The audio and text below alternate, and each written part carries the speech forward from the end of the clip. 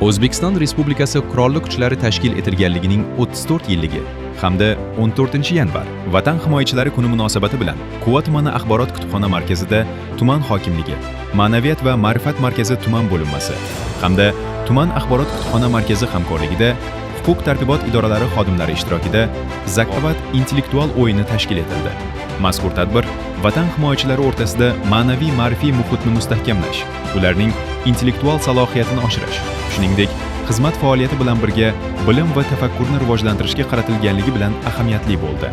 Intellektual bellashuv davomida ishtirokchilar huquq, tarix, vatanparvarlik, zamonaviy bilimlar hamda umumiy tafakkurga oid savollar yuzasidan o'z bilim va zehniyatlarini sinovdan o'tkazdilar.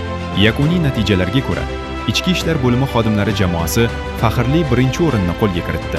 Favqulodda vaziyatlar bo'limi xodimlari jamoasi ikkinchi o'rinni, qo'riqlash bo'limi xodimlari jamoasi esa uchinchi o'rinni egalladi. G'olib va sovrindor jamoalar tashkilotchilar tomonidan munosib ravishda taqdirlandi.